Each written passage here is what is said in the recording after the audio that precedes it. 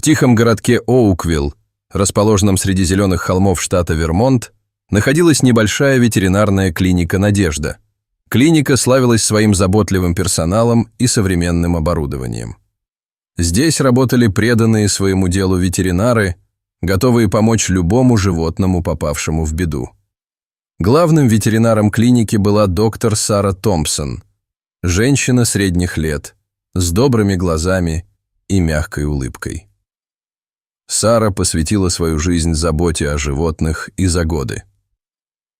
На практике повидала немало удивительных случаев, но история, которая вскоре произойдет, навсегда изменила ее взгляд на ветеринарию и животных.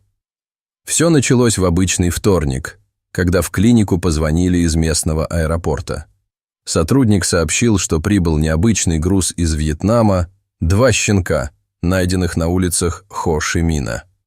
Сара немедленно отправила машину скорой ветеринарной помощи, чтобы забрать оттуда щенков. Когда щенков привезли в клинику, сердце Сары сжалось от жалости. Перед ней лежали 2 крошечных существа, больше похожие на скелеты, обтянутые кожей, чем на живых собак. Старший щенок, несмотря на свою слабость, крепко обнимал младшего, словно пытаясь защитить его от всего мира. Сара начала тщательный осмотр. Щенки были в ужасном состоянии. Истощены, обезвожены, покрыты паразитами. У обоих была сильная простуда, а у младшего щенка Сара заподозрила пневмонию. Но что поразило ее больше всего, так это то, как щенки реагировали друг на друга.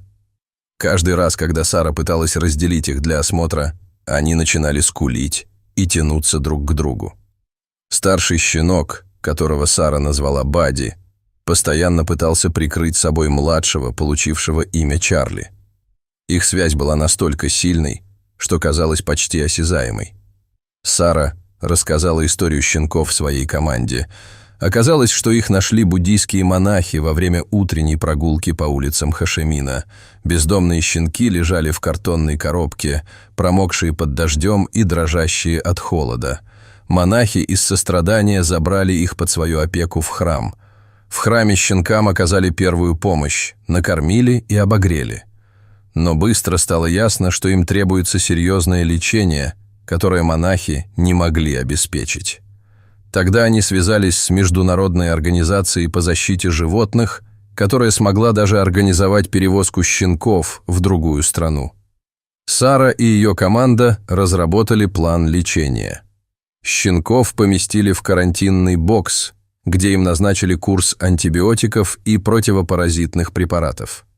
Маленьким животным ставили капельницы для восстановления водного баланса и давали специальное питание для набора веса. Первые дни лечения были критическими. Сара практически не покидала клинику, постоянно наблюдая за состоянием Бадди и Чарли. Она замечала, что когда щенки видели друг друга, они казались спокойнее, и их жизненные показатели были лучше. Но по правилам клиники больных животных полагалось держать раздельно для предотвращения распространения различных инфекций.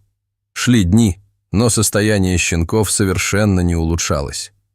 Несмотря на все усилия ветеринаров, Бадде и Чарли становились только хуже.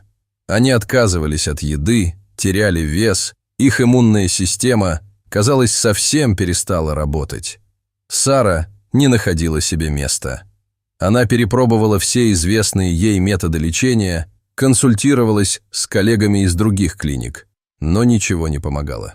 Щенки угасали на глазах, и Сара начала опасаться, что им придется прибегнуть к эвтаназии, чтобы избавить малышей от бесконечных страданий. Однажды вечером, в очередной раз просматривая истории болезней, Сара заметила странную закономерность. Каждый раз, когда щенков приносили на осмотр, и они оказывались рядом друг с другом, их жизненные показатели немного улучшались. Но как только их разделяли, все возвращалось на круги своя. Эта мысль никак не давала Саре покоя. Она вспомнила, как крепко щенки обнимались, когда их только привезли из Вьетнама. Может быть, их связь была ключом к выздоровлению? Сара начала искать информацию о влиянии эмоциональных связей на физическое здоровье животных. К своему удивлению, она нашла несколько научных статей, описывающих подобные случаи. В одном исследовании говорилось о том, как совместное содержание больных животных одного вида ускоряло процесс выздоровления. В другой статье рассказывалось о важности социальных связей для иммунной системы у разных видов животных.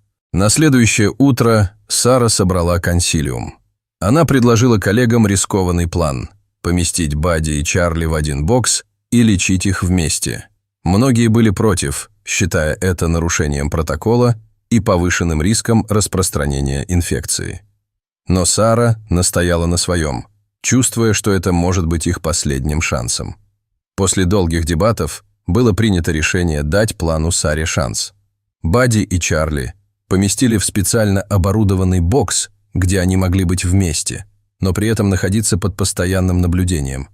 К удивлению всего персонала клиники, уже через несколько часов после воссоединения щенки начали проявлять признаки улучшения.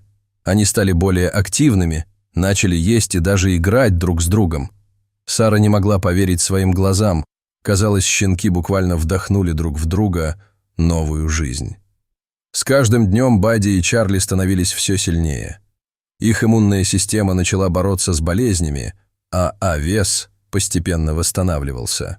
Сара внимательно следила за их прогрессом, документируя каждое изменение. Через неделю после воссоединения щенков произошло настоящее чудо.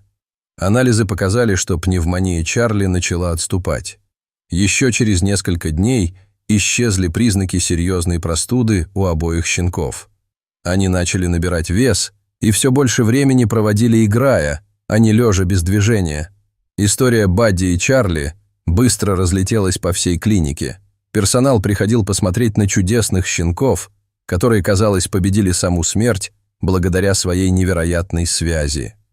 Сара не уставала рассказывать коллегам о важности эмоциональной поддержки в процессе выздоровления. Новость о необычном случае быстро вышла и за пределы клиники. Местная газета опубликовала статью об Адде и Чарли, назвав их «чудо-щенками из Вьетнама». Люди начали приходить в клинику, чтобы лично увидеть этих удивительных собак. Среди посетителей была семья Андерсонов, Джон, Мэри и их дочь Эмили. Они пришли в клинику, чтобы сделать пожертвование, но, увидев очаровательных Бадди и Чарли, влюбились в них с первого взгляда. Эмили, 10-летняя девочка с косичками, не могла оторвать глаз от играющих щенков. Андерсона начали регулярно навещать Бадди и Чарли. Они приносили им игрушки, лакомства и, что самое главное, дарили свою любовь и внимание. Сара заметила, как щенки оживлялись при виде своих новых друзей. Шло время, и здоровье Чарли и Бадди полностью восстановилось. Встал вопрос об их дальнейшей судьбе. Сара понимала, что разлучать их нельзя ни в коем случае, но найти дом сразу для двух щенков было очень непросто. Андерсоны, не раздумывая, предложили забрать к себе домой обоих щенков. Они понимали, насколько важно для Бадди и Чарли быть вместе, и были готовы подарить им по-настоящему любящий дом. Сара была счастлива. Она не могла и мечтать о лучшей семье для своих подопечных. День, когда Бадди и Чарли уезжали в свой новый дом, был одновременно радостным и грустным для Сары и всего персонала клиники. Они привязались к этим удивительным щенкам, но были счастливы, что те обрели любящую семью. Эмили не могла сдержать слез радости, когда Бадди и Чарли впервые переступили порог их дома. Щенки, словно чувствуя, что наконец-то обрели настоящую семью, радостно носились по комнатам, обследуя каждый уголок. Андерсоны создали для Бадди и Чарли все необходимые условия. Они купили им удобные лежанки, множество игрушек и даже установили в саду специальную площадку для игр. Но самым главным было то, что щенки всегда были вместе и окружены любовью. Сара часто навещала Бадди и Чарли в их новом доме. Она с радостью наблюдала, как они растут и развиваются, превращаясь из болезненных щенков в красивых здоровых собак. Их связь оставалась такой же крепкой. Они по-прежнему спали в обнимку и везде ходили вместе. История Бадди и Чарли не только изменила жизнь этих двух щенков, но и оказала огромное влияние на работу клиники «Надежды». Сара начала внедрять новые методы лечения, уделяя больше внимания эмоциональному состоянию животных. В клинике даже появились специальные боксы для совместного содержания животных одного вида. Более того, история Бадди и Чарли вдохновила целое поколение молодых ветеринаров, показав им, что в профессии всегда есть место настоящему чуду. Вот так два маленьких щенка из Вьетнама, благодаря своей невероятной связи, не только выжили, но и изменили мир вокруг себя. История Бадди и Чарли стала символом надежды и любви, напоминая всем нам, что иногда самое важное лекарство – это просто быть рядом с теми, кого мы любим.